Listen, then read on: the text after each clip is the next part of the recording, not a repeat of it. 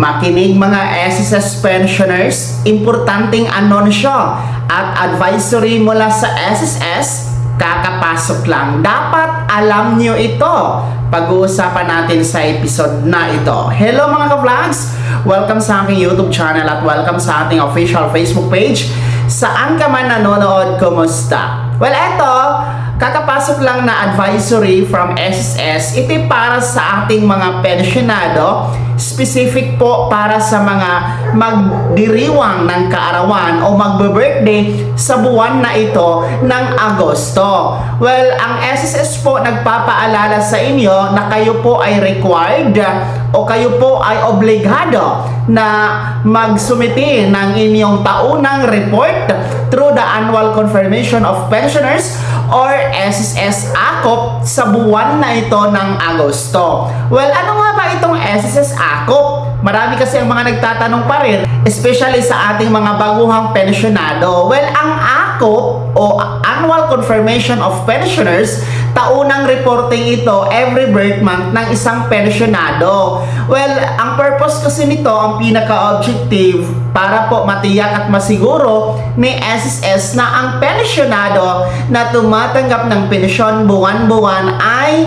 totoong tao. Pangalawa, buhay na buhay. Kasi marami dati ang mga kaso na kahit patay na ang isang pensyonado, tuloy-tuloy pa rin ang pagtanggap ng pensyon.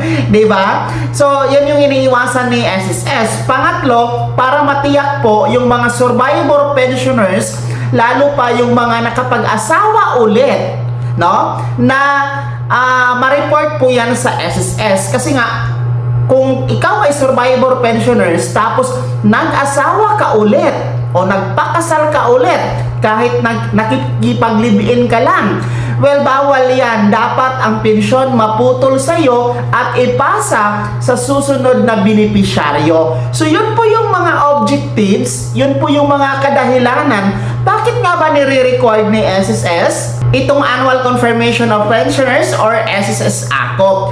Well, ang tanong ngayon, lahat ba kailangan magpa-AKOP? Ang sagot, hindi naman, no? Hindi lahat. Kasi nga, kung pagbabatayan natin sa SSS Circular number 2023-013, yung may subject na Revised Guidelines for Annual Confirmation of Pensioners or SSS AKOP, ang mga nire-required lang mag-comply ng AKOP every birth month o tuwing buwan ng kapanganakan ay yung mga merong edad na 80 pataas. Okay? Uulitin ko.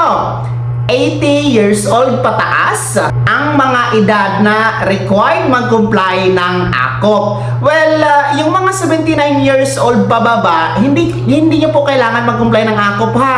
Kahit birth month nyo pa yan. Basta malinaw naman kasi na 80 anyos or 80 years old pataas ang required mag-comply ng AKOP. So katulad ngayon, Agosto tayo, kung birth month ninyo ito o magbi-birthday kayo, tapos ang edad 80 pataas, required kayo mag-comply ng AKOP within this month, no? Hanggang August 31. Yan yung pamantayan mga ka-plans. Whether you are a retired pensioners, total disability, or survivor pensioners, nasa Pilipinas ka man o nasa abroad, kailangan nyo talagang magpa-AKOP for this month of August. And take note, kapag dalawa ang pensyon na tinatanggap ninyo, halimbawa kayo ay retired pensioners, and at the same time, isa din po kayong survivor pensioners, dalawa po ha na AKOP report form ang kailangan nyo pong isumiti kay SSS.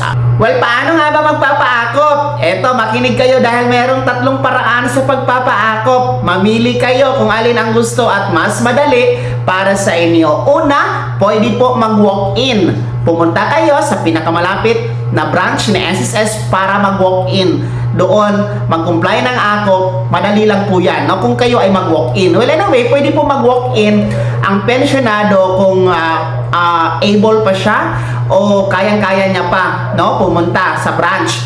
Pwede din po mag-walk-in ang authorized representative kapag ang pensyonado ay hindi na kayang lumakad o may sakit, no? Magpadala kayo ng authorized representative, yung anak mo, asawa mo, kamag-anak mo, no? Basta mag-provide lamang kayo ng authorization letter, and then ipadala nyo po ang SSS ID or UMID ninyo. Then, yung authorized person nyo po, kailangan merong at least one valid ID. Pwede po yan. Pangalawa, pwede po tayo magpa-akop through video conference. Online lamang ito.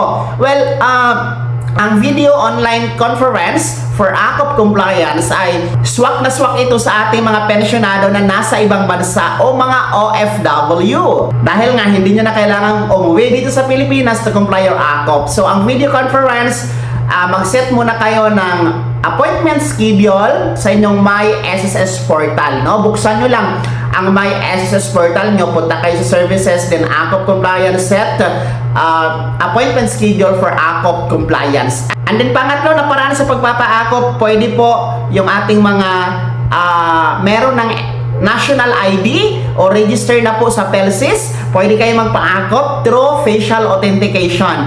Scan lang po ang inyong mukha. Sa website po yan ni SSS, ang www.sss.gov.ph, and then pindutin nyo po yung AKOP compliance, tapos sundan ang step-by-step process ha. Yan yung facial authentication. Para lang ito sa mga meron ng national ID o registered na po sa PhilSys. So mamili na kayo sa tatlo na yan kung alin ang mas mabilis para sa inyo. Importante ma-comply ang AKOP, advisory po ito, importanteng anunsyo ito, importanteng abiso ito para sa mga pensyonado. Dahil kapag hindi na-comply ang AKOP, mapuputol po ang inyong pagtanggap ng pensyon, mga ka-vlog. So para tuloy-tuloy ang pensyon, please comply your AKOP for this month of August, mga pensyonado. Oy, happy birthday ha sa mga pensyonado natin, mga ka-vlogs natin. Happy birthday yung mga birthday celebrant for this month of August. Kaya naman, sino sa inyo dito ang mga required mag-comply ng AKOP